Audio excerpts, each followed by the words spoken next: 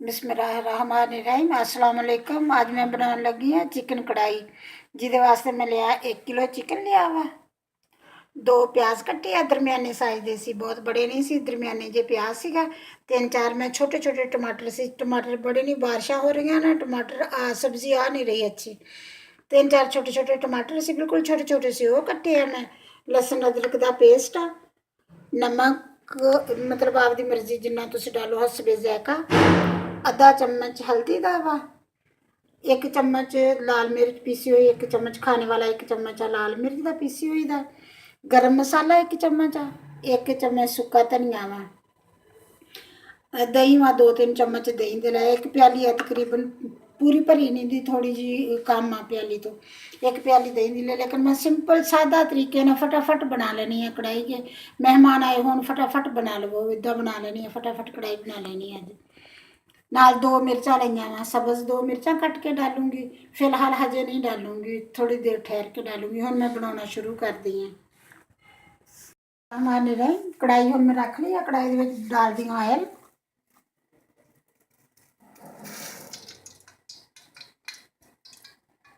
तकरीबन 2 चम्मच ऑयल दे डालूंगी, 2-2.5 चम्मच होंगे, मैं इदा ही अंदाजे ना ही डालूंगी, उवें तो नहीं मिन के तो नहीं डाल दी, लेकिन फिर भी अंदाजा होंगे कि 2-2.5 चम्मच होंगे ऑयल दे। हुण मैं ये डाल दूंगी, थोड़ा जहा गर्म होगा तो फिर नाल ही चिकन डाल दूंगी। अग जला दी है।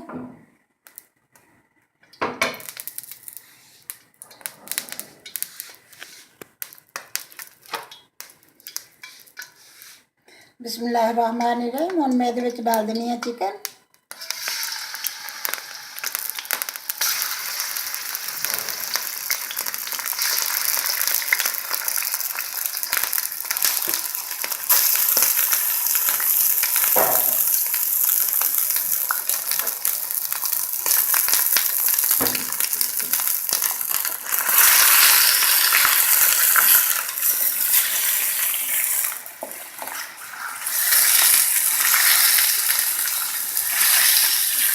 बिस्मिल्लाहिर्रहमानिर्रहीम। जिवें थोड़ा जहा फ्राई होगा ना, उवें ये बाकी चीज़ां डालूंगी। लसन अदरक का पेस्ट डालूंगी फिर।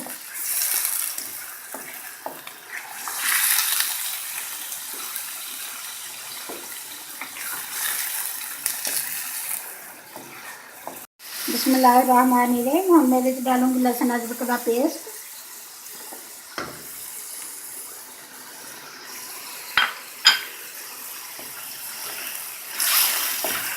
दो मिनट मिक्स कर लूँगी अच्छी तरह से।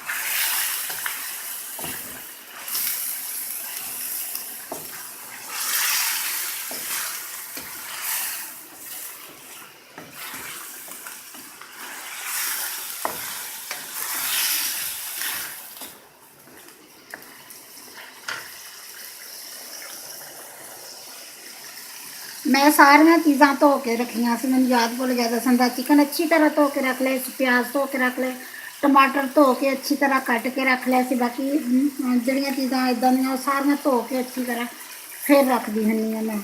हुण मैं ये डाल दूँगी प्याज।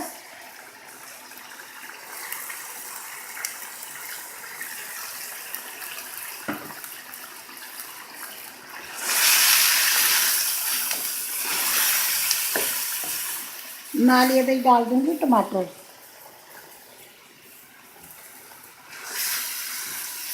टमाटर डाल के नाल ही नमक डाल दूँगी। हुण इन्होंने मैं सारिया अच्छी तरह थोड़ी देर इन्होंने फ्राई करूँगी, बाद में बाकी चीज़ां डालूँगी।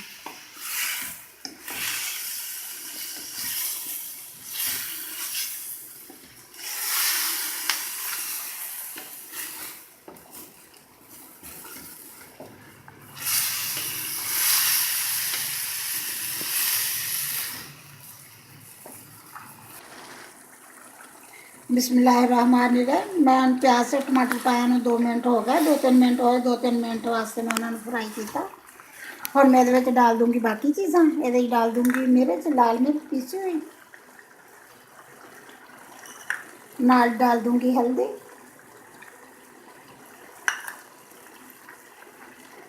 खुशक धनिया पीसिया हुआ,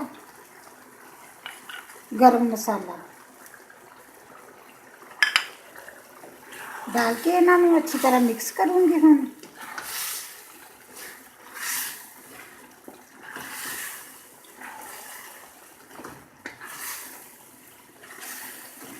इस तरह बड़ी जल्दी बन जाती, फटाफट बन जाती है। मेहमान आया खाना जल्दी जल्दी देना तो फटाफट रखो कढ़ाई उत्ते ते चीज़ां तैयार करो, फटाफट डालो, माशाल्लाह झट के बन जाती।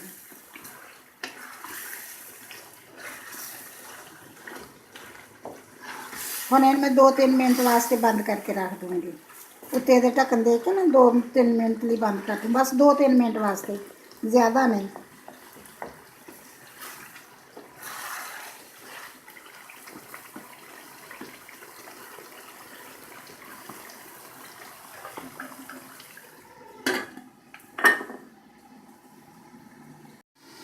बिस्मिल्लाहिर्रहमानिर्रहीम। हम मैं देखती हूँ 2-3 मिनट हो गए, हम मैं देखती हूँ तकरीबन बस को हम मैंने ना अच्छी तरह हम मैं ढक्कन नहीं दूँगी। हम मैं डालूँगी दही, दही डाल के फिर मैंने इस तरह ही भुन दूँगी।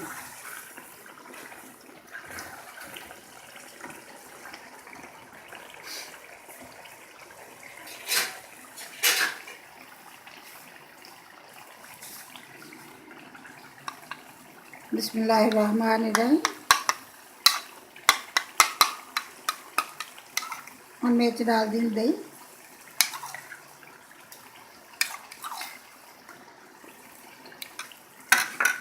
तकरीबन 3 चम्मच खाना खाने वाले 3 चम्मच मैं दही के डाले है, क्योंकि टमाटर भी डाले से ना फिर ज़्यादा खट्टी ज़्यादा ना हो जाए, इस वास्ते 3 चम्मच डाले मैं। हम मैनू एन अच्छी तरह भुन लूँगी। इस दही का पानी है वह पानी पूनी बिल्कुल नहीं डालूँगी। ये कुछ टमाटरां दा ते प्याज का पानी सीगा वो तो खत्म हो गया, खुश्क हो गया। हम मैं दही पा के दही का पानी होगा वो मैं डाल के हम मैं अच्छी तरह भुन लूँगी।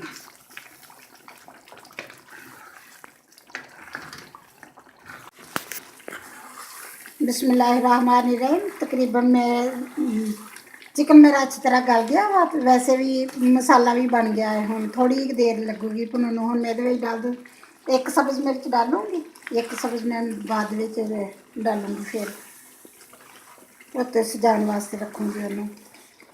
हम बस 2-4 मिनट लगन दे होर भुज जूगा अच्छी तरह।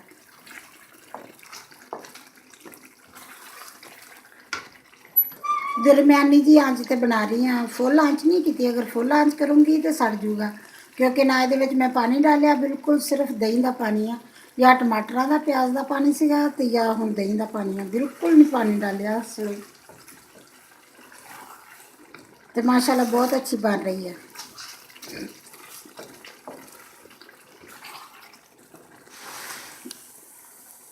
बिस्मिल्लाहिर्रहमानिर्रहीम। तकरीबन मेरा चिकन भुज के कढ़ाई बन के तकरीबन तैयार हो चली है। बस हम मैं ये डालूँगी सब्ज़ धनिया,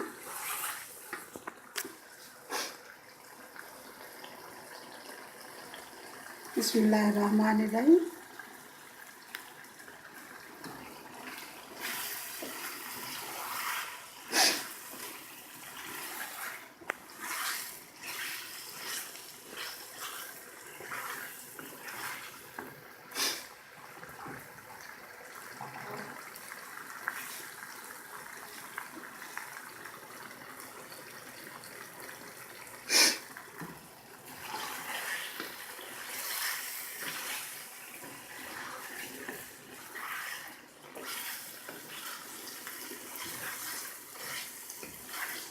बस तकरीबन बन के बिल्कुल तैयार होगी। माशाल्लाह बहुत अच्छी बनी है, खुशबू भी बहुत अच्छी आती है।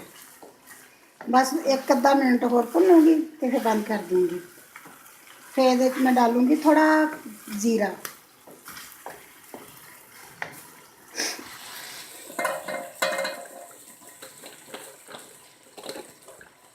बिस्मिल्लाहिर्रहमानिर्रहीम।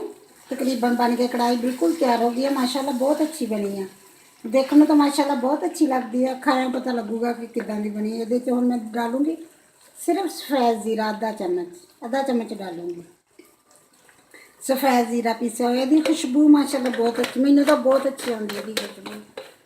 साढ़े तो सारे लोग जोड़े साढ़े घर वाले ना उन्होंने बहुत अच्छी आती खुशबू ज़ीरे की, इसलिए मैं डाल दी बात। ਹੁਣ मैं इन्हू बंद करके 2 मिनट वास्ते बंद कर दूँगी, अग भी बंद कर दूँगी, नीचे वैसे भी बंद करके रख दूँगी हूँ थोड़ी देर लिए। रहमान रहीम, मेरी चिकन कढ़ाई बन के फटाफट कढ़ाई बन के तैयार होगी माशाल्लाह, बहुत अच्छी बनी है, देखने माशाल्लाह बहुत अच्छी लगती है बनी।